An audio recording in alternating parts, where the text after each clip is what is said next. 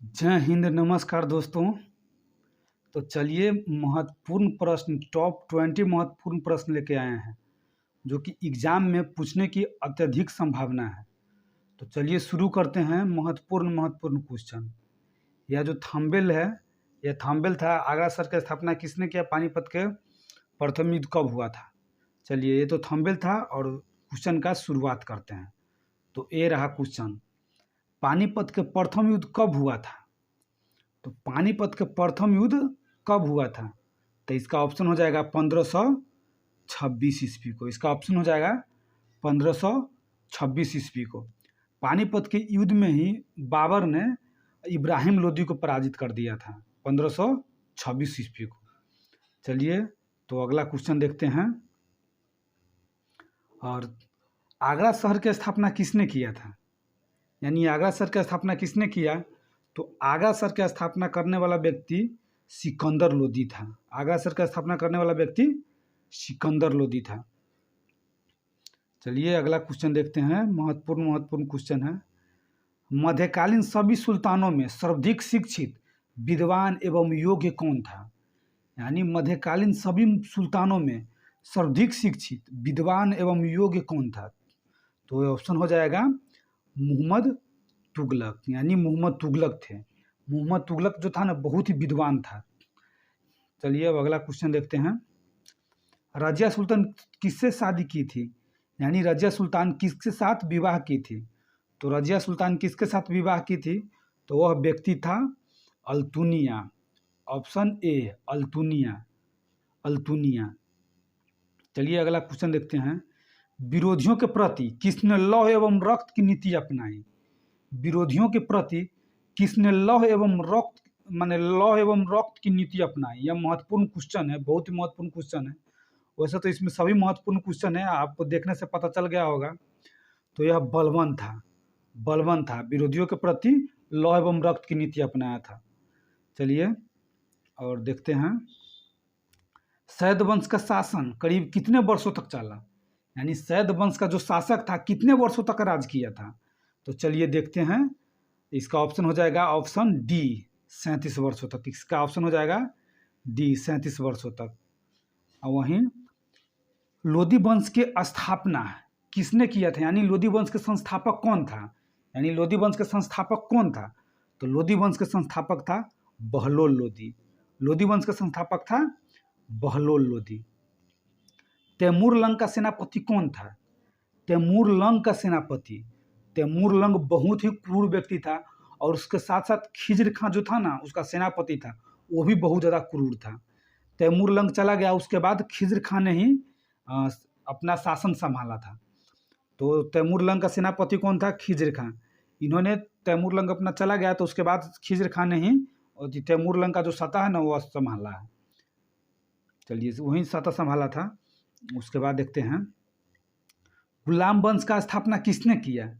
यानी गुलाम वंश का स्थापना किसने किया। गुलाम वंश में होता था कि कहीं से कोई व्यक्ति को लाया जाता था और उसको सब चीज़ सिखा दिया जाता था, सैन्य प्रशिक्षण देकर सब चीज़ माने एकदम ट्रेंड करके उसको उसका शासन संभालने के लिए कहा जाता था। तो गुलाम वंश का स्थापना कुतुबुद्दीन ऐबक ने किया था। कुतुबुद्दीन ऐबक भी एक गुलामी था और इन्होंने ही गुलाम वंश के स्थापना किया। चलिए गुलाम वंश का स्थापना कुतुबुद्दीन ऐबक ने किया था। कुतुब मीनार का नींव किसने डाला। कुतुब मीनार का नींव का मतलब होता है कि नींव डाला कि मैंने बनाने की शुरुआत किया।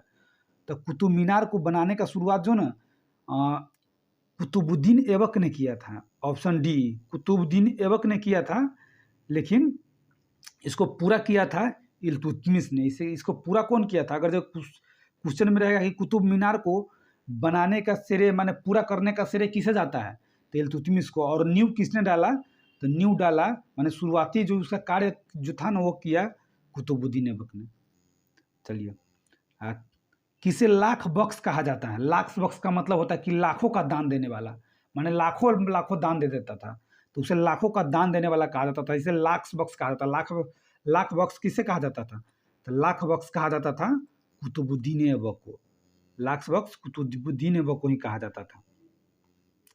नालंदा विश्वविद्यालय को ध्वस्त करने वाला ऐबक का सहायक कौन था। नालंदा विश्वविद्यालय को ध्वस्त करने वाला ऐबक के सहायक कौन था, कुतुबुद्दीन ऐबक को ही सहायक था। वह कौन था?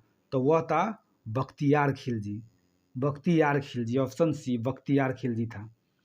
चलिए उसके बाद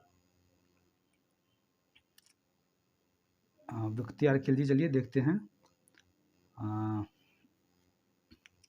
कुतुब हो गया बख्तियार खिलजी। चलिए ये आ गया, नालंदा विश्वविद्यालय को ध्वस्त करने वाला ये बकस है बख्तियार खिलजी था। चलिए अब दूसरा क्वेश्चन देखते हैं। कौन सुल्तान था जिन्होंने टोपी सिलकर अपना जीवन चलाता था? देखिए कौन सा सुल्तान था जो टोपी सिलकर अपना जीवन चलाता था? तो वह था नासरुद्दीन महमूद। नासरुद्दीन महमूद कौन था?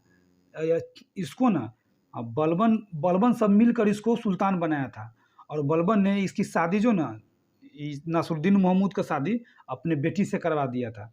यानी बलबन का दामाद था नासरुद्दीन महमूद, लेकिन सब काम बलबन ही करता था, लेकिन ये नाम मात्र के सुल्तान था।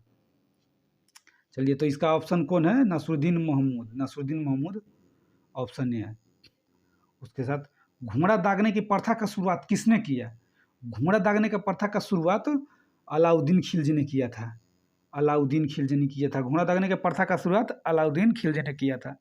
सैनिकों का हुलिया लिखने के प्रथा का शुरुआत किसने किया था? सैनिकों का हुलिया लिखने की प्रथा का शुरुआत किसने किया था? तो यह भी अलाउद्दीन ही खिलजी था। अलाउद्दीन ही खिलजी था। अलाउद्दीन खिलजी था। अपनी सनक भरी योजनाओं के लिए किसे पागल कहा जाता था? कौन सा सुल्तान था ना उसे पागल कहा जाता था? तो उसको पागल कहा जाता था मोहम्मद बिन तुगलक को। मोहम्मद बिन तुगलक को। यह हित के लिए बहुत हित था और दुश्मन के लिए बहुत दुश्मन भी था। यह बलबन की तरह ही था, मोहम्मद बिन तुगलक। चलिए आगे देखते हैं। रेहाला किसका पुस्तक है? बहुत महत्वपूर्ण पुस्तक है रेहाला। यह बहुत ही महत्वपूर्ण पुस्तक है। किसका पुस्तक था रेहाला? तो इब्न बतूता का था। इब्न बतूता का। वहीं सल्तनत काल में दान विभाग को क्या कहा जाता था? बहुत ही इंपॉर्टेंट क्वेश्चन, बार बार पूछा जाता है ऐसा क्वेश्चन। चलिए देखिए, सल्तनत काल में दान विभाग को क्या कहा जाता था? तो दान विभाग को कहा जाता था दीवान ए खैरात। दान विभाग को कहा जाता था दीवान ए खैरात। ऑप्शन ए दीवान ए खैरात। वहीं सल्तनत काल में दास विभाग को क्या कहा जाता था? तो सल्तनत काल में दास विभाग को क्या कहा जाता था? तो दीवान ए बंदगान कहा जाता था। दीवान ए बंदगान कहा जाता था। वहीं सल्तनत काल में पेंशन विभाग को क्या कहा जाता था? तो सल्तनत काल में पेंशन विभाग को कहा जाता था दीवान ए इस्तिहाक कहा जाता था। तो ये रहा आज का महत्वपूर्ण क्वेश्चन। दोस्तों ये बढ़िया क्वेश्चन है, इसको आप अपने दिमाग में रखिएगा, ध्यान में रखिएगा। एग्जाम में बार बार पूछने की संभावना है इस क्वेश्चन का। तो चलिए आज का वीडियो समाप्त करते हैं। जय हिंद, वंदे मातरम दोस्तों।